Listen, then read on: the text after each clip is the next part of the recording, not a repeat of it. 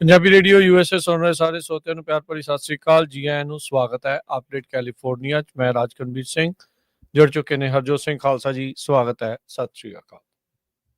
ਸਤਿ ਸ਼੍ਰੀ ਅਕਾਲ, ਧੰਨਵਾਦ ਜੀ ਆਇਆਂ ਨੂੰ। ਪੰਜਾਬੀ ਰੇਡੀਓ USA ਦੇ ਜਿੰਨੇ ਵੀ ਸਰੋਤੇ ਸਾਡੇ ਸਾਰੇ ਹੀ AM ਸਟੇਸ਼ਨਸ, FM ਸਟੇਸ਼ਨਸ, ਘਰਾਂ ਦੇ ਵਿੱਚ ਰੇਡੀਓ ਸੈਟਸ ਦੇ ਰਾਹੀਂ, ਟੈਲੀਫੋਨ ਦੇ ਰਾਹੀਂ, ਫੇਸਬੁੱਕ, YouTube ਤੇ ਲਾਈਵ ਦੇਖ ਰਹੇ ਹੋ, ਸੁਣ ਰਹੇ ਹੋ, ਸਾਰਿਆਂ ਨੂੰ ਜੀ ਆਇਆਂ ਨੂੰ ਤੇ ਬਹੁਤ ਹੀ ਪਿਆਰ ਤੇ ਸਤਿਕਾਰ ਭਰੀ ਸਤਿ ਸ਼੍ਰੀ ਅਕਾਲ। ਸਰੋਤਿਓ, ਅੱਜ ਜੂਨ ਦੀ 19 ਤਰੀਕ ਆ, ਦਿਨ ਵੀਰਵਾਰ ਆ, ਤੇ ਤੁਹਾਡੇ ਲਈ ਸ਼ਾਮ ਦਾ ਅਪਡੇਟ ਕੈਲੀਫੋਰਨੀਆ ਪ੍ਰੋਗਰਾਮ ਲੈ ਕੇ ਹਾਜ਼ਰ ਹੋਏ ਆ। ਪ੍ਰੋਗਰਾਮ ਨੂੰ ਸਪਾਂਸਰ ਕਰਦੇ ਨੇ ਖਾਲਸਾ ਇੰਸ਼ੋਰੈਂਸ ਏਜੰਸੀ, ਜਿਨ੍ਹਾਂ ਦੇ ਕੋਲੋਂ ਹਰ ਇੱਕ ਤਰੀਕੇ ਦੀ ਇੰਸ਼ੋਰੈਂਸ ਕਰਵਾ ਸਕਦੇ ਹੋ। ਇੰਸ਼ੋਰੈਂਸ ਬਾਰੇ ਪਤਾ ਕਰਨ ਲਈ ਕਾਲ 408-272-2500। ਟੇਟਕੀਆਣਾ immigration law firm, US immigration ਦਾ ਹੋਵੇ ਕਿਸੇ ਵੀ ਤਰੀਕੇ ਦਾ ਕੰਮ।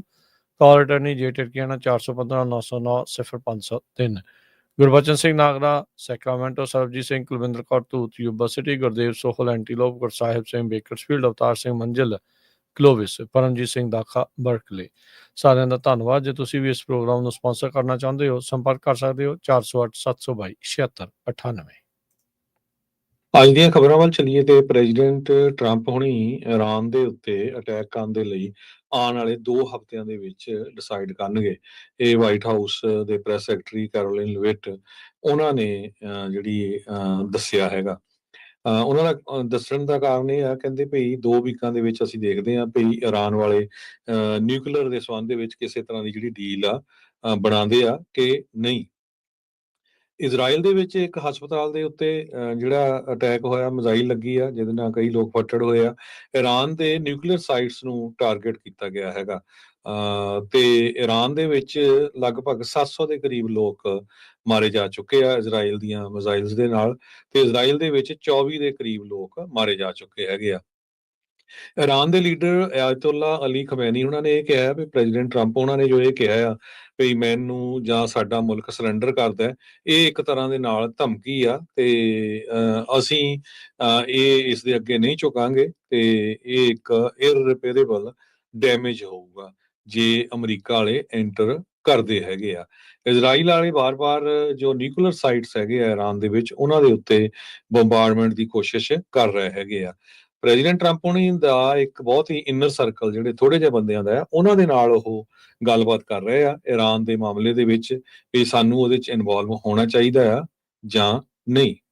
ਜੀ, ਰਾਸ਼ਟਰਪਤੀ ਟਰੰਪ ਤੇ 2 ਹਫ਼ਤੇ ਇਹ ਕਹਿੰਦੇ ਵੀ ਕੋਈ ਨਵੀਂ ਚੀਜ਼ ਨਹੀਂ ਆ। ਇਹ ਇਹਨਾਂ ਦੇ ਦੁਆਰਾ ਇੱਕ ਵਾਰੀ ਨਹੀਂ, ਕਈ ਵਾਰੀ ਇਹ ਜਿਹੜੀ ਮੋਹਲਤ ਜਾਂ ਇਹ ਸਮਾਂ ਆ ਉਹ ਦੱਸਿਆ ਜਾਂਦਾ ਰਿਹਾ ਆ। ਵਲਾਦੀਮਿਰ ਪੁਤਿਨ ਦੇ ਬਾਰੇ ਜਦ ਉਹਨਾਂ ਨੂੰ ਪਹਿਲਾਂ ਕੁਛ ਵੀਕ ਪਹਿਲਾਂ ਪੁੱਛਿਆ ਗਿਆ, ਤਾਂ ਉਦੋਂ ਵੀ ਟਰੰਪ ਉਹਨਾਂ ਨੇ ਕਿਹਾ ਵੀ 2 ਹਫ਼ਤੇ ਬਾਅਦ ਮੈਂ ਤੁਹਾਨੂੰ ਜਿਹੜਾ ਉਹ ਦੱਸਦਾ ਆ। Tax plan, health care policies, conspiracy theory, fight against ISIS, coal mine infrastructure plan, ਇਹਨਾਂ ਸਾਰਿਆਂ ਦੇ ਜਦੋਂ ਸਵਾਲ ਪੁੱਛੇ ਜਾਂਦੇ ਰਹੇ ਤਾਂ ਟਰੰਪ ਹੋਣਾ ਨੇ 2 ਹਫ਼ਤੇ ਦੀ ਮੋਹਲਤ ਜਾਂ ਇੱਕ ਸਮਾਂ, ਇਹਨਾਂ ਦਾ ਫੇਵਰੇਟ ਕਹਿ ਸਕਦੇ ਵੀ ਯੂਨਿਟ ਆਫ ਟਾਈਮ ਆ, ਉਸ ਦੀ ਇਹਨਾਂ ਨੇ ਵਰਤੋਂ ਕੀਤੀ ਹੈਗੀ ਆ। ਸੋ ਇਹ ਅਸਲ ਦੇ ਵਿੱਚ ਮੇ ਵੀ ਇਹ ਜਵਾਬ ਨਾ ਦੇਣ ਨਾਲੋਂ 2 ਹਫ਼ਤੇ ਜਿਹੜਾ ਉਹ ਕਹਿ ਦੇਣਾ, ਇਹਨਾਂ ਦੇ ਦੁਆਰਾ ਇੱਕ ਫਰੇਜ਼ ਆ ਕਾਫੀ ਜ਼ਿਆਦਾ ਵਰਤਿਆ ਜਾਂਦਾ ਰਿਹਾ ਹੈਗਾ ਆ। ਸੋ ਲਵਿਟ ਹੁਣਾਂ ਨੂੰ ਵੀ ਇਹ ਸਵਾਲ ਜਿਹੜਾ ਉਹ ਪੁੱਛਿਆ ਗਿਆ ਸੀ, ਤਾਂ ਉਹਨਾਂ ਨੇ ਕਿਹਾ ਸੀਗਾ ਵੀ ਇੱਕ ਚੀਜ਼ ਦੂਜੇ ਦੇ ਨਾਲ ਜਿਹੜੀ ਉਹ ਕੰਪੇਅਰ ਨਹੀਂ ਕੀਤੀ ਜਾ ਸਕਦੀ ਹੈਗੀ।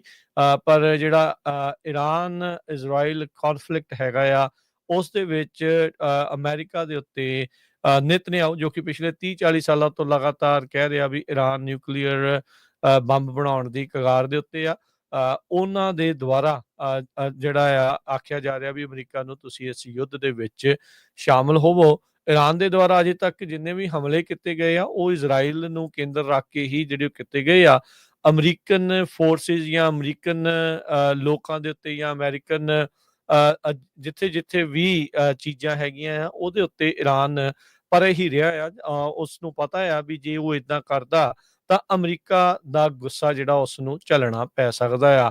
ਟਰੰਪ ਹੁਣਾਂ ਦੇ ਪਹਿਲੇ ਕਾਰਜਕਾਲ ਦੇ ਵਿੱਚ ਵੀ ਜਿਹੜਾ ਇਹਨਾਂ ਦਾ ਜਰਨੈਲ ਸੁਲੇਮਾਨੀ ਨੂੰ ਮਾਰਿਆ ਗਿਆ ਸੀ, ਉਸ ਉੱਤੇ ਇਹ ਦੋਸ਼ ਸੀ ਵੀ ਉਹਨੇ 500 ਤੋਂ 600 ਜਿਹੜੇ ਅਮਰੀਕੀ ਫੌਜੀ ਆ ਉਹਨਾਂ ਦੀ ਮੌਤ ਦਾ ਕਾਰਨ ਜਿਹੜਾ ਉਹ ਬਣਿਆ ਸੀ। ਜਿਹੜੇ ਇਰਾਨੀਅਨ ਰੈਵੋਲਿਊਸ਼ਨਰੀ ਗਾਰਡ ਦਾ ਉਹ ਮੇਨ ਕਮਾਂਡਰ ਜਰਨੈਲ ਜਿਹੜਾ ਉਹ ਸੀਗਾ। ਸੋ ਉਦੋਂ ਲੱਗਦਾ ਸੀਗਾ ਵੀ ਕੰਮ ਜ਼ਿਆਦਾ ਹੋਰ ਵੱਧ ਜਾਊਗਾ, ਪਰ ਈਰਾਨ ਨੂੰ ਵੀ ਇਹ ਪਤਾ ਸੀਗਾ ਵੀ ਉਹਨੇ ਪੁੱਠਾ ਪੰਗਾ ਲਿਆ ਸੀ, ਜਿਸ ਕਰਕੇ ਉਸ ਤੋਂ ਬਾਅਦ ਦੇ ਵਿੱਚ ਕਿਤੇ ਨਾ ਕਿਤੇ ਉਸਨੇ ਕੋਈ ਬਾਹਲੀ ਅੱਗੇ ਕਾਰਵਾਈ ਨਹੀਂ ਕੀਤੀ। ਹੁਣ ਪਰ ਇਸ ਸਾਰੇ ਮਾਮਲੇ ਦੇ ਵਿੱਚ ਹਰਜੋਤ ਸਿੰਘ, ਜਿਹੜਾ ਇਜ਼ਰਾਈਲ ਦਾ ਆਇਰਨ ਡੋਮ ਆ, ਉਸ ਦੇ ਵਿੱਚ ਉਹ ਭੇਜਿਆ ਜਾ ਸਕਦਾ ਆ, ਇਹ ਕਿਤੇ ਨਾ ਕਿਤੇ ਈਰਾਨ ਨੇ ਦੁਨੀਆ ਨੂੰ ਜਿਹੜਾ ਉਹ ਦਿਖਾ ਦਿੱਤਾ ਹੈਗਾ ਆ। ਸੋ ਲਗਾਤਾਰ ਜਿਹੜੇ ਈਰਾਨ ਵੀ ਇਸ ਵਾਰ ਹਮਲੇ ਤੇਜ਼ ਜਿਹੜਾ ਉਹ ਕਰ ਰਿਹਾ ਆ, ਤੇ ਇਜ਼ਰਾਈਲ ਦੇ ਲੋਕਾਂ ਨੂੰ ਪਹਿਲੀ ਵਾਰੀ ਉਹਨਾਂ ਦੇ ਸ਼ਹਿਰਾਂ ਦੇ ਉੱਤੇ, ਉਹਨਾਂ ਦੀਆਂ ਥਾਵਾਂ ਦੇ ਉੱਤੇ ਜਿਹੜੇ ਬੰਬ ਡਿੱਗਦੇ ਜਿਹੜੇ ਉਹ ਨਜ਼ਰ ਆ ਰਹੇ ਆ, ਨਹੀਂ ਤਾਂ ਦੂਜੇ ਪਾਸੇ ਹੀ ਉਹਨਾਂ ਨੇ ਡਿੱਗਦੇ ਦੇਖੇ ਸੀ। ਜੀ ਬਿਲਕੁਲ। ਅਗਲੀ ਖਬਰ ਵੱਲ ਚਲੀਏ। ਹਰੀਕੇਨ ਐਰਿਕ ਜੋ ਮੈਕਸੀਕਨ ਨੂੰ ਹਿੱਟ ਕਰਨ ਜਾ ਰਿਹਾ, ਇਹ ਕੈਟਾਗਰੀ 3 ਸਟਾਰਮ ਹੈਗਾ, ਜਿਹਦੇ ਨਾਲ ਬਹੁਤ ਸਾਰੀ ਫਲੱਡਿੰਗ ਤੇ ਲੈਂਡਸਲਾਈਡ ਹੋਣਗੇ। ਜਿਹੜੀਆਂ ਹਵਾਵਾਂ ਆ ਉਹ 125 ਮੀਲ ਪਰ ਆਵਰ ਦੇ ਹਿਸਾਬ ਨਾਲ ਚੱਲਣਗੀਆਂ। ਨੈਸ਼ਨਲ ਹਰੀਕੇਨ ਸੈਂਟਰ ਵੱਲੋਂ ਇਹ ਅਨਾਉਂਸ ਕੀਤਾ ਗਿਆ ਹੈਗਾ। ਜੋ ਮੈਂਜ਼ਨੀਲੋ ਬੀਚ ਹੈਗਾ ਐਕਾਪੁਲਕੋ ਮੈਕਸੀਕੋ ਦੇ ਵਿੱਚ, ਉੱਥੋਂ ਸਾਰੀਆਂ ਬੋਟਸ ਵਗੈਰਾ ਆ ਰਿਮੂਵ ਕਰ ਦਿੱਤੀਆਂ ਗਈਆਂ, ਕਿਉਂਕਿ ਇਸ ਹਰੀਕੇਨ ਦੇ ਨਾਲ ਕਾਫੀ ਨੁਕਸਾਨ ਹੋ ਸਕਦਾ ਹੈਗਾ। ਸਵੇਰੇ 5 ਤੋਂ ਲੈ ਕੇ 5:30 ਵਜੇ ਦੇ ਕਰੀਬ ਸਟਾਰਟ ਹੋਊਗਾ ਇਹ ਸਟਾਰਮ, ਤੇ ਮੈਕਸੀਕਨ ਆਫੀਸ਼ੀਅਲਸ ਨੇ ਕਾਨਫਰੰਸ ਦੇ ਦੌਰਾਨ ਦੱਸਿਆ ਹੈਗਾ ਆ। ਤੇ ਕੈਟਾਗਰੀ 1 ਤੋਂ ਇਹ ਐਕਸਟ੍ਰੀਮਲੀ ਡੇਂਜਰਸ ਕੈਟਾਗਰੀ 4 ਸਟਾਰਮ ਤੱਕ ਪਹੁੰਚ ਚੁੱਕਿਆ ਆ। 146 ਮੀਲ ਪਰ ਆਵਰ ਦੇ ਹਿਸਾਬ ਦੇ ਨਾਲ ਹਵਾਵਾਂ ਆ ਉਹ ਚੱਲ ਰਹੀਆਂ ਹੈਗੀਆਂ। ਜੀ, ਜੇ ਦੱਸਦੇ ਜਾਈਏ ਹਰਜੋਤ ਸਿੰਘ ਜੀ, ਜਿਹੜਾ ਹਰੀਕੇਨ ਐਰਿਕ ਆ, ਇਸਨੇ ਆਲਰੇਡੀ ਲੈਂਡਫਾਲ ਕਰ ਦਿੱਤਾ ਹੈ। ਸੋ ਧਰਤੀ ਨੂੰ ਉਹ ਉੱਥੇ ਛੂਹ ਗਿਆ ਹੈਗਾ ਆ। ਪੁੰਟਾ ਮੈਲਡੋਨਾਡੋ ਕਹਿੰਦਾ ਵੀ ਇਹ ਇਨਲੈਂਡ ਵੱਲ ਨੂੰ ਇਸ ਟਾਈਮ ਉੱਥੇ ਜਾ ਰਿਹਾ ਆ। ਉੱਥੇ ਦੇ ਜਿਹੜਾ ਨੈਸ਼ਨਲ ਹਰੀਕੇਨ ਸੈਂਟਰ ਆ, ਇੱਕ ਪਬਲਿਕ ਐਡਵਾਈਜ਼ਰੀ ਦੇ ਵਿੱਚ ਦੱਸਿਆ ਆ। ਸੋ ਕਹਿੰਦੇ ਵੀ ਜਿਹੜੀ ਇਨਲੈਂਡ ਫਲੱਡ ਥ੍ਰੈਟ ਉੱਥੇ ਬਹੁਤ ਜ਼ਿਆਦਾ ਵੱਧ ਚੁੱਕਾ ਆ, ਤੇ ਜਿਹੜਾ ਟਰੈਵਲ ਕਰ ਰਿਹਾ ਆ, ਜਿੰਨੀ ਸਪੀਡ ਦੇ ਨਾਲ ਇਹ ਲੈਂਡਫਾਲ ਕੀਤਾ ਸੀ, ਉਹਦੇ ਨਾਲੋਂ ਇਹਦੀ 9 ਮੀਲ ਪਰ ਆਵਰ ਸਪੀਡ ਜਿਹੜੀ ਉਹ ਘੱਟ ਜਿਹੜੀ ਉਹ ਦੱਸੀ ਜਾ ਰਹੀ ਹੈ। ਲੈਂਡਫਾਲ ਤੋਂ ਪਹਿਲਾਂ ਇਸ ਨੂੰ ਕੈਟਾਗਰੀ 4 ਦਾ ਜਿਹੜਾ ਉਹ ਮੰਨਿਆ ਜਾ ਰਿਹਾ ਸੀ, ਪਰ ਲੈਂਡਫਾਲ ਦੇ ਬਾਅਦ ਦੇ ਵਿੱਚ ਕੈਟਾਗਰੀ 3 ਇਸ ਟਾਈਮ ਦੱਸਿਆ ਗਿਆ ਆ। 111 ਤੋਂ 129 ਮੀਲ ਫੀ ਘੰਟੇ ਦੀ ਰਫ਼ਤਾਰ ਦੀਆਂ ਤੇਜ਼ ਹਵਾਵਾਂ, ਜਿਸ ਦੇ ਨਾਲ ਬਹੁਤ ਜ਼ਿਆਦਾ ਨੁਕਸਾਨ ਜਿਹੜਾ ਉਹ ਹੋ ਸਕਦਾ ਆ, ਹੋਊਗਾ, ਕਿਉਂਕਿ ਕਾਫੀ ਤੇਜ਼ ਹਵਾਵਾਂ ਨੇ ਵੀ। ਉਸ ਦੇ ਨਾਲ ਜਿਹੜੀ ਸਥਿਤੀ ਆ ਉੱਥੇ ਕਾਫੀ ਜ਼ਿਆਦਾ ਨਾਜ਼ੁਕ ਬਣ ਚੁੱਕੀ ਆ। ਜੀ, ਅਗਲੀ ਜਿਹੜੀ ਹਰਜੋਤ ਸਿੰਘ ਜੀ ਖਬਰ ਕਰਦੇ ਜਾਈਏ, ਅੱਜ ਆਪਾਂ ਉਸ ਦੇ ਬਾਬਤ ਪੰਜਾਬੀ ਰੇਡੀਓ USA ਵੱਲੋਂ ਇੱਕ ਇਨਫੋਰਮੇਸ਼ਨ ਵੀ ਸ਼ੇਅਰ ਕੀਤੀ ਸੀ, ਰੀਲ ਵੀ ਪਾਈ ਗਈ ਸੀ। ਫਰੀਮੌਂਟ ਦਾ ਜਿਊਲਰੀ ਸਟੋਰ ਉਹ ਇੱਕ ਵਾਰੀ ਫੇਰ ਸਮੈਸ਼ ਐਂਡ ਗ੍ਰੈਬ ਦਾ ਜਿਹੜਾ ਉਹ ਸ਼ਿਕਾਰ ਬਣਿਆ ਹੈਗਾ ਆ।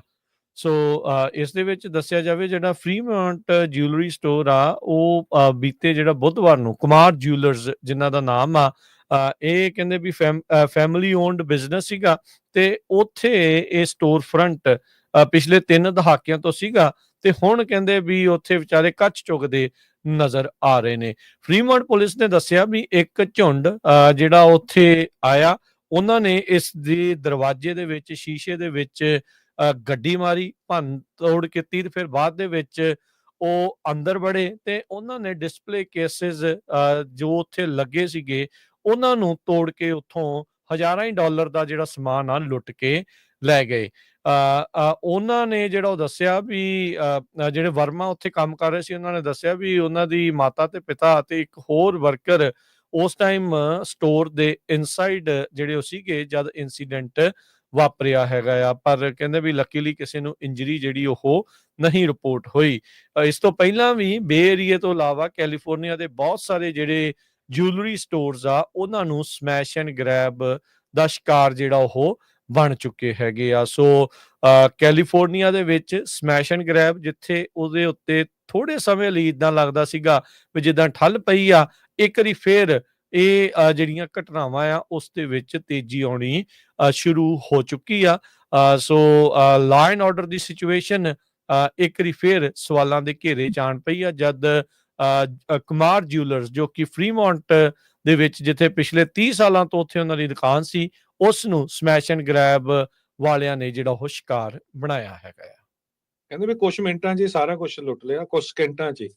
ਤੇ ਪੁਲਿਸ ਅੱਧੇ ਘੰਟੇ ਬਾਅਦ ਆਈ, ਹਾਲਾਂਕਿ ਪੁਲਿਸ ਨੇ ਆਲੇ ਦੁਆਲੇ ਜਦੋਂ ਵਾਇਰਲੈਸ ਕਰ ਦਿੱਤੀ ਤੇ ਉਹਦੇ ਨਾਲ 2 ਕਾਰਾਂ ਤੇ ਕੁਝ ਲੋਕਾਂ ਨੂੰ ਅਰੈਸਟ ਵੀ ਕੀਤਾ ਗਿਆ ਹੈਗਾ ਆ। ਸੋ ਪਿਛਲੇ ਕੁਝ ਮਹੀਨਿਆਂ 'ਚ ਬਹੁਤ ਸਾਰੇ ਜਿਹੜੇ ਸੁਨਿਆਰੇ ਆ ਉਹ ਲੁੱਟੇ ਜਾ ਰਹੇ ਹੈਗੇ ਆ। ਅਗਲੀ ਖਬਰ ਇਮੀਗ੍ਰੇਸ਼ਨ ਕਸਟਮ ਐਨਫੋਰਸਮੈਂਟ ਦੇ ਨਾਲ ਆ। ਫੈਡਰਲ ਇਮੀਗ੍ਰੇਸ਼ਨ ਏਜੰਟਸ ਜਦੋਂ ਡੋਜਰ ਦਾ ਜਿਹੜਾ ਸਟੇਡੀਅਮ ਆ ਲਾਸ ਐਂਜਲਸ 'ਚ ਉੱਥੇ ਪਹੁੰਚੇ ਤੇ ਉਹਨਾਂ ਨੂੰ ਲਾਸ ਐਂਜਲਸ ਡੋਜਰਸ ਆਰਗੇਨਾਈਜੇਸ਼ਨ ਨੇ ਕਿਹਾ ਵੀ ਭਾਈ ਤੁਹਾਡੀ ਇਹ ਜਗ੍ਹਾ ਨਹੀਂ ਹੈ ਇੱਥੇ, ਤੁਸੀਂ ਇੱਥੇ ਕੀ ਕਰਨ ਆਏ ਹੈਗੇ ਆ।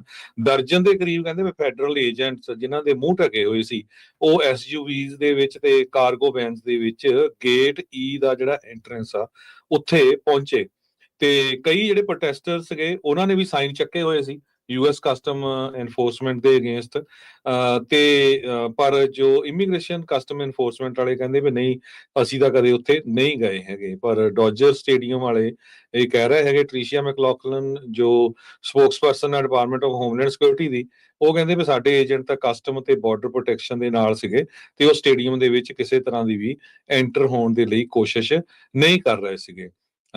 ਜਦ ਕਿ ਟੈਲੀਵਿਜ਼ਨ ਦੇ ਕਈ ਕੈਮਰੇਜ਼ ਦੇ ਵਿੱਚ ਸ਼ੋ ਹੋਇਆ ਵੀ 4 ਏਜੰਟਸ ਲੋਟ ਦੇ ਉੱਤੇ ਖੜੇ ਦਿਖਾਈ ਦਿੱਤੇ ਹੈਗੇ ਆ ਜੋ ਲਾਸ ਐਂਜਲਸ ਪੁਲਿਸ ਡਿਪਾਰਟਮੈਂਟ ਦੇ ਨਾਲ ਬਿਲਕੁਲ ਖੜੇ ਹੋਏ ਸੀ। ਸੋ ਕੌਂਸਲਮੈਨ ਹਰਨਾਂਡੇਸ ਨੇ ਇਹ ਕਿਹਾ ਵੀ ਡੋਜਰਸ ਆਫੀਸ਼ੀਅਲਸ ਨਾਲ ਮੈਂ ਤੇ ਮੇਅਰ ਦੇ ਆਫਿਸ ਨਾਲ ਗੱਲਬਾਤ ਕਰ ਰਹੀ ਹਾਂ, ਪਰ ਇਹ ਬਹੁਤ ਮਾੜੀ ਗੱਲ ਆ ਵੀ ਇੱਕ ਗੇਮ ਵਾਲੀ ਜਗ੍ਹਾ ਦੇ ਉੱਤੇ ਤੁਸੀਂ ਇੱਕ ਤਰ੍ਹਾਂ ਦੇ ਨਾਲ ਲੋਕਾਂ ਨੂੰ ਡਰਾਉਣ ਪਹੁੰਚੇ ਹੋਏ ਹੈਗੇ ਆ। ਟਰੰਪ ਐਡਮਿਨਿਸਟ੍ਰੇਸ਼ਨ ਨੇ ਆਲਰੇਡੀ 4000 ਤੋਂ ਵੱਧ ਨੈਸ਼ਨਲ ਗਾਰਡ, 7000 ਤੋਂ ਵੱਧ ਮਰੀਨਸ ਲਾਸ 700 ਐਂਜਲਸ ਸ਼ਹਿਰ, 700 ਤੋਂ ਵੱਧ ਮਰੀਨਸ ਲਾਸ ਐਂਜਲਸ ਸ਼ਹਿਰ ਦੇ ਵਿੱਚ ਆਲਰੇਡੀ ਜਿਹੜੇ ਐਂਟਰ ਕੀਤੇ ਹੋਏ ਹੈਗੇ ਆ। ਜੀ, ਇਹ ਵੀ ਜਿਹੜਾ ਹਰਜੋਤ ਸਿੰਘ ਜੀ ਇਸ ਟਾਈਮ ਵੱਡੀ ਚਰਚਾ ਦਾ ਵਿਸ਼ਾ ਜਿਹੜਾ ਉਹ ਬਣਿਆ, ਜਿਸ ਤਰੀਕੇ ਦੇ ਨਾਲ ਮੂੰਹ ਢੱਕ ਕੇ ਉੱਤੇ ਆਈਸ ਵਾਲੀ ਜਿਹੜੀ ਚੀਜ਼ ਨਾਲ ਆ ਕੇ ਅਨਮਾਰਕਡ ਗੱਡੀਆਂ ਦੇ ਵਿੱਚ ਜਿੱਦਾਂ ਡੈਪੂਟੇਸ਼ਨਸ ਦੇ ਆંકੜਿਆਂ ਨੂੰ ਪੂਰਾ ਕਰਨ ਦੇ ਲਈ ਆਈਸ ਵਾਲੇ ਪੱਬਾਂ ਭਾਰ ਹੋ ਕੇ ਕੰਮ ਜਿਹੜਾ ਉਹ ਖਿੱਚ ਰਹੇ ਆ।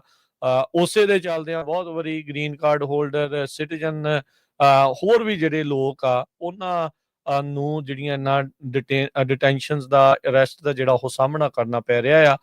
ਟਰੰਪ ਹੋਣਾ ਦੇ ਦੁਆਰਾ ਜਿਹੜਾ 3000 ਅੰਕੜਾ ਰੋਜ਼ਾਨਾ ਦੇ ਉੱਤੇ ਪਹੁੰਚਣ ਦੇ ਲਈ ਆਈਸ ਦੇ ਉੱਤੇ ਵੀ ਲੱਗਦਾ ਵੀ ਖਾਸਾ ਦਬਾਅ ਜਿਹੜਾ ਉਹ ਬਣਿਆ ਪਿਆ ਆ, ਜਿੱਥੇ ਕਈ ਵਾਰ ਇਹ ਵੀ ਜਿਹੜੀਆਂ ਰਿਪੋਰਟਸ ਪਾਵਰ ਆਫ ਅਬਿਊਜ਼ ਦੀ ਜਿਹੜੀ ਅਬਿਊਜ਼ ਕਰ ਰਹੇ ਆਪਣੀ ਪਾਵਰ ਜਾਂ ਆਪਣੇ ਜਿਹੜੇ ਅਹੁਦੇ ਦੀ ਜਿਹੜੀ ਸ਼ਕਤੀ ਆ ਉਸ ਦਾ ਦੁਰਉਪਯੋਗ ਦੀਆਂ ਚਰਚਾਵਾਂ ਵੀ ਜਿਹੜੀਆਂ ਇਸ ਟਾਈਮ ਨਾਲ ਚੱਲ ਰਹੀਆਂ ਆ। ਕ੍ਰਿਮੀਨਲਸ ਹੋਮ ਡੀਪੂ ਦੇ ਵਿੱਚ ਕੰਮ ਲੱਭਣ ਲਈ ਉੱਥੇ ਬਾਹਰ ਨਹੀਂ ਖੜੇ ਹੁੰਦੇ। ਜਿਹੜੇ ਕੋਈ ਗੈਂਗਸਟਰਸ ਆ ਉਹਨਾਂ ਨੇ ਜਿਹੜੀਆਂ ਫਾਰਮਸ ਦੇ ਵਿੱਚ ਜਾ ਕੇ ਕੰਮ ਨਹੀਂ ਜਿਹੜੇ ਉਹ ਕਰਨੇ ਹੁੰਦੇ, ਉਹ ਉਹਨਾਂ ਦਾ ਕੰਮ ਹੋਰ ਤਰੀਕੇ ਦੇ ਨਾਲ ਆ। ਪਰ ਇਹੋ ਜਿਹੀਆਂ ਥਾਵਾਂ ਤੇ, ਰੈਸਟੋਰੈਂਟਾਂ ਤੇ ਹੋਰ ਥਾਵਾਂ ਦੇ ਉੱਤੇ ਜਦ ਛਾਪੇਮਾਰੀ ਹੋ ਰਹੀ ਹੁੰਦੀ ਆ ਤਾਂ ਲੋਕਾਂ ਦੇ ਮਨਾਂ ਦੇ ਵਿੱਚ ਫਿਰ ਜਿਹੜੇ ਇਦਾਂ ਦੇ ਸਵਾਲ ਉੱਠਣੇ ਜਿਹੜੇ ਉਹ ਸੁਭਾਵਿਕ ਹੁੰਦੇ ਆ। ਤੇ ਹਰਜੋਤ ਸਿੰਘ ਜੀ, ਅੱਜ ਇੱਕ ਨਵੀਂ ਜਿਹੜੀ ਸਟੱਡੀ ਆ ਉਹ ਇਹ ਸ਼ੋ ਕਰ ਰਹੀ ਆ, ਕਹਿੰਦੇ ਵੀ ਜੇ ਮਾਸ ਡੈਪੋਟੇਸ਼ਨਸ ਇਸੇ ਤਰੀਕੇ ਦੇ ਨਾਲ ਹੁੰਦੀਆਂ ਰਹੀਆਂ ਤਾਂ ਕੈਲੀਫੋਰਨੀਆ ਦੀ ਇਕਨੋਮੀ ਦੇ ਉੱਤੇ ਇਸ ਦਾ ਬਹੁਤ ਵੱਡਾ ਅਸਰ ਪੈ ਸਕਦਾ ਹੈਗਾ ਆ। ਬੇ ਏਰੀਆ ਕਾਉਂਸਲ ਇਕਨੋਮਿਕ ਇੰਸਟੀਚਿਊਟ, ਉਹਨਾਂ ਨੇ ਯੂਸੀ ਮਰਸੈਡ ਪਬਲਿਕ ਹੈਲਥ ਪ੍ਰੋਫੈਸਰ ਮਾਰੀਆ ਐਲੇਨਾ ਡੀ ਟ੍ਰਿਨਿਡਾਦ ਯੰਗ ਉਹਦੇ ਨਾਲ ਮਿਲ ਕੇ ਇੱਕ ਜਿਹੜੀ ਰਿਪੋਰਟ ਪਬਲਿਸ਼ ਕੀਤੀ ਹੈ। ਇਹਦੇ ਜ਼ਰੀਏ ਇਹ ਦਾਵਾ ਕੀਤਾ ਗਿਆ ਆ ਵੀ ਜੇ ਅਨਡਾਕੂਮੈਂਟਡ ਰੈਜ਼ੀਡੈਂਟਸ ਦੀ ਕੈਲੀਫੋਰਨੀਆ ਦੇ ਵਿੱਚੋਂ ਡੈਪੋਟੇਸ਼ਨ ਹੁੰਦੀ ਆ ਤਾਂ ਸਟੇਟ ਦੀ ਇਕਨੋਮੀ ਦੇ ਵਿੱਚੋਂ $275 ਬਿਲੀਅਨ ਜਿਹੜੇ ਆ ਕਹਿੰਦੇ ਉੱਡ ਜਾਣਗੇ। ਕਹਿੰਦੇ ਸਿੱਧੇ ਤੌਰ ਦੇ ਉੱਤੇ ਤਾਂ $23 ਬਿਲੀਅਨ ਦਾ ਜਿਹੜਾ ਐਨੂਅਲ ਟੈਕਸ ਰੈਵਨਿਊ ਹੁੰਦਾ ਆ ਉਹ ਜਿਹੜਾ ਖੰਭ ਲਾ ਕੇ ਇਸ ਦੇ ਵਿੱਚੋਂ ਉੱਡ ਜਾਊਗਾ। ਬਹੁਤ ਸਾਰੀਆਂ ਇੰਡਸਟਰੀਜ਼, ਐਗਰੀਕਲਚਰ, ਕੰਸਟਰਕਸ਼ਨ, ਹੌਸਪਿਟੈਲਿਟੀ ਨੂੰ ਇਸ ਦੇ ਨਾਲ ਕਾਫੀ ਭੈੜਾ ਅਸਰ ਪੈ ਸਕਦਾ ਆ। ਕਹਿੰਦੇ ਵੀ ਇਹ ਇੰਪੈਕਟ ਹੋਊਗਾ ਬੇਸਿਕਲੀ ਇਸ ਤਰੀਕੇ ਦੇ ਨਾਲ ਵੀ ਕੈਲੀਫੋਰਨੀਆ ਦੀ ਵਰਕਫੋਰਸ ਦੇ ਵਿੱਚੋਂ 8% ਕਾਮੇ ਜਿਹੜੇ ਆ ਉਹ ਅਚਨਚੇਤੇ ਜਿਹੜੇ ਉਹ ਚਲੇ ਜਾਣ ਤਾਂ ਕਹਿੰਦੇ ਵੀ ਸਟੇਟ ਇਕਨੋਮੀ ਦੇ ਉੱਤੇ ਕ੍ਰਿਪਲਿੰਗ ਇਫੈਕਟ ਇਸ ਦਾ ਹੋਊਗਾ। ਇਹ ਜਿਹੜੀ ਸਟੱਡੀ ਹੈ ਕਹਿੰਦੇ ਵੀ ਉਹਨਾਂ ਨੇ ਫੈਡਰਲ ਡਾਟਾ, ਇਕਨੋਮਿਕ ਮਾਡਲਿੰਗ ਤੇ 40 ਤੋਂ ਵੱਧ ਬਿਜ਼ਨੈਸਿਸ ਦੇ leaders, elected official, community advocates ਦੇ ਨਾਲ ਗੱਲਬਾਤ ਕਰਨ ਤੋਂ ਬਾਅਦ ਦੇ ਵਿੱਚ ਦੱਸੀ ਹੈਗੀ ਆ।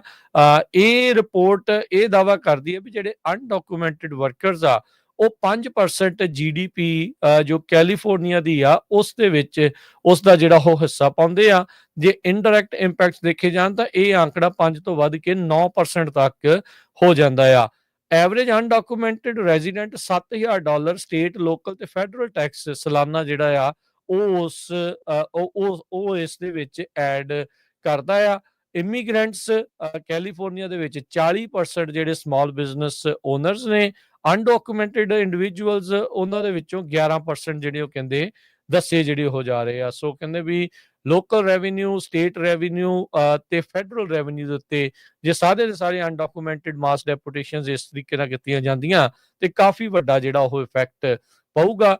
ਕੱਲੇ ਐਗਰੀਕਲਚਰ ਦੇ ਵਿੱਚ 63% ਜਿਹੜੀ ਵਰਕਫੋਰਸ ਆ ਉਹ ਇਮੀਗ੍ਰੈਂਟਸ ਦੀ ਜਿਹੜੀ ਹੈਗੀ ਆ ਤੇ ਉਹਨਾਂ 63% ਦੇ ਵਿੱਚੋਂ 25% ਇੱਕ ਚੌਥਾਈ ਜਿਹੜੇ ਆ ਉਹ ਅਨਡਾਕੂਮੈਂਟਡ ਮੰਨੇ ਜਿਹੜੇ ਹੋ ਜਾਂਦੇ ਆ।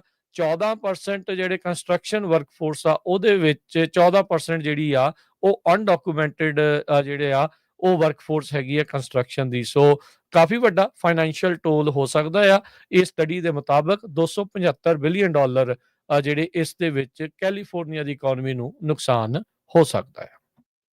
ਸਭ ਤੋਂ ਜੋ ਵੱਡਾ ਨੁਕਸਾਨ ਜਿਹੜਾ ਆ ਰੈਸਟੋਰੈਂਟ ਇੰਡਸਟਰੀ ਨੂੰ ਪੈਣ ਜਾ ਰਿਹਾ ਆ। ਸੈਨ ਡੀਗੋ ਤੋਂ ਲੈ ਕੇ ਬੇ ਏਰੀਏ ਤਾਈਂ ਜਿਹੜੇ ਕੈਲੀਫੋਰਨੀਆ ਦੇ ਰੈਸਟੋਰੈਂਟਸ ਆ ਉਹ ਕਹਿੰਦੇ ਬਿਲਕੁਲ ਹੁਣ ਐਜ ਦੇ ਉੱਤੇ ਆ ਇਮੀਗ੍ਰੇਸ਼ਨ ਰੇਟਸ ਤੋਂ ਬਾਅਦ ਵੀ ਬਹੁਤ ਸਾਰੇ ਰੈਸਟੋਰੈਂਟ ਬੰਦ ਹੋ ਰਹੇ ਆ। ਅੱਜ ਦਾ ਜਿਹੜਾ SF ਗੇਟ ਆ ਉਹਨਾਂ ਨੇ ਇਹਦੇ ਸੰਬੰਧ ਦੇ ਵਿੱਚ ਕਾਫੀ ਵੱਡੀ ਜਿਹੜੀ ਆ ਨਿਊਜ਼ ਛਾਪੀ ਹੈਗੀ ਆ। ਇੱਕ ਸਦਰਨ ਕੈਲੀਫੋਰਨੀਆ ਦੇ ਵਿੱਚ ਪਮੋਨਾ ਤੋਂ ਲੈ ਕੇ ਸੈਨ ਬਰਨਡੀਨੋ ਤਾਈਂ ਉੱਥੇ 909 ਟਾਕੋਲੈਂਡੀਆ ਕਰਕੇ ਇੱਕ ਜਿਹੜੇ ਉਹ ਵੱਖ-ਵੱਖ ਸ਼ਹਿਰਾਂ ਦੇ ਵੱਖ-ਵੱਖ ਕੰਟਰੀਆਂ ਦੇ ਜਿੱਦਾਂ Mexico, El Salvador, Guatemala, Honduras, Nicaragua, ਉੱਥੇ ਦੇ ਸਾਰੇ ਲੋਕ ਜਿਹੜੇ ਵੈਂਡਰਸ ਆ ਉਹ ਲਿਆ ਕੇ ਆਪਣੇ ਫੂਡ ਟਰੱਕ ਲਿਆਉਂਦੇ ਸੀ ਤੇ ਉੱਥੇ ਮਿਊਜ਼ਿਕ ਵੀ ਚੱਲਦਾ ਸੀ, ਸਪੈਨਿਸ਼ ਮਿਊਜ਼ਿਕ, ਤੇ ਬਹੁਤ ਲੋਕ ਕਹਿੰਦੇ ਹਜ਼ਾਰਾਂ ਦੀ ਗਿਣਤੀ 'ਚ ਆਉਂਦੇ ਸੀ। ਸੋ ਉਹਨਾਂ ਚੋਂ ਹੁਣ ਬਹੁਤ ਸਾਰੇ ਆਣੋਂ ਹਟ ਗਏ ਹੈਗੇ ਆ ਕਿਉਂਕਿ ਉਹ ਵਰਕਰ ਨਹੀਂ ਲੱਭ ਰਹੇ ਹੈਗੇ ਤੇ ਲੋਕ ਡਰ ਰਹੇ ਹੈਗੇ ਆ LA ਤੇ ਖਾਸ ਕਰਕੇ ਵੈਂਚਟਾ ਕਾਉਂਟੀਜ਼ ਦੇ ਵਿੱਚ ਵੀ ਪਤਾ ਨਹੀਂ ਕਿਹੜੇ ਵੇਲੇ ਆਈਸ ਵਾਲਿਆਂ ਨੇ ਜਿਹੜੇ ਛਾਪੇ ਆ ਉਹ ਮਾਰ ਦੇਣੇ ਹੈਗੇ ਆ।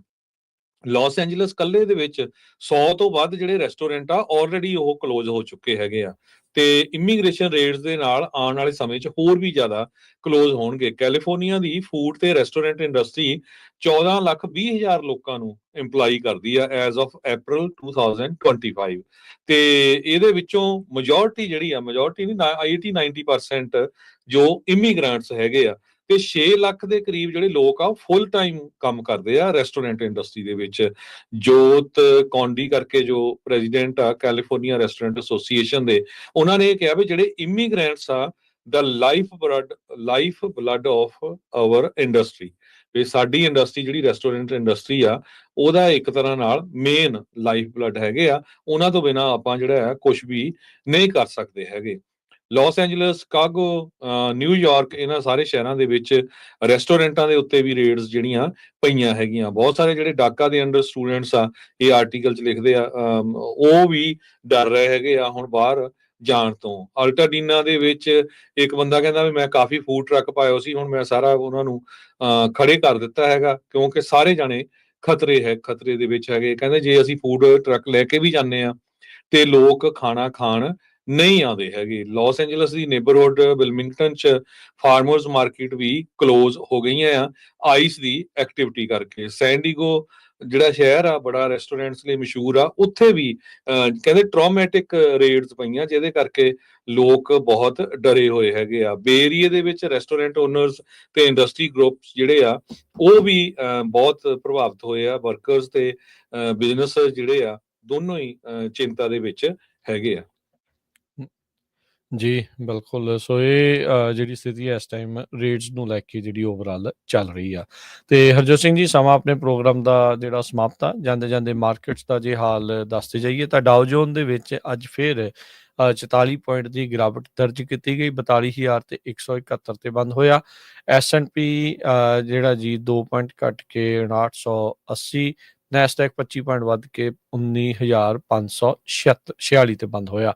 ਸੋਨੇ ਦਾ ਭਾਅ 3300 ਤੇ $82 ਪ੍ਰਤੀ ਆਉਂਸ। ਕੱਚੇ ਤੇਲ ਦੀ ਕੀਮਤ $76 ਪ੍ਰਤੀ ਜਿਹੜੀ ਆ ਉਹ ਬੈਰਲ ਰਹੀ ਆ। 10 year yield 4.39%, ਕ੍ਰਿਪਟੋ ਕਰੰਸੀ 'ਚ ਬਿਟਕੋਇਨ 1,04,715 ਤੇ ਇਥੀਰੀਅਮ $2526 ਦੇ ਬਰਾਬਰ ਚੱਲ ਰਿਹਾ ਹੈਗਾ ਆ। $1 ਦੇ ਬਰਾਬਰ ਕੈਨੇਡਾ ਦੇ $1 ਤੇ 37 ਸੈਂਟ ਰਹੇ ਆ। $1 ਦੇ ਬਰਾਬਰ ਇੰਡੀਆ ਦੇ 86 ਰੁਪਏ ਤੇ 84 ਪੈਸੇ। $1 ਦੇ ਬਰਾਬਰ ਪਾਕਿਸਤਾਨ ਦੇ 283 ਰੁਪਏ ਤੇ 68 ਪੈਸੇ। ਜੀ, ਇੱਥੇ ਪ੍ਰੋਗਰਾਮ ਦੀ ਸਮਾਪਤੀ ਮੇਰੇ ਰਾਜਕਨਵੀਰ ਸਿੰਘ ਵੱਲੋਂ ਤੇ ਹਰਜੋਤ ਸਿੰਘ ਵੱਲੋਂ ਸਭ ਨੂੰ ਪਿਆਰ ਸਤਿਕਾਰ ਸਹਿ ਨਿੱਘੀ ਜਿਹੀ ਸਤਿ ਸ੍ਰੀ ਸਤਿ ਅਕਾਲ। ਸ੍ਰੀ ਅਕਾਲ। ਸੁਣਦੇ ਰਹੋ, ਦੇਖਦੇ ਰਹੋ ਪੰਜਾਬੀ ਰੇਡੀਓ USA। US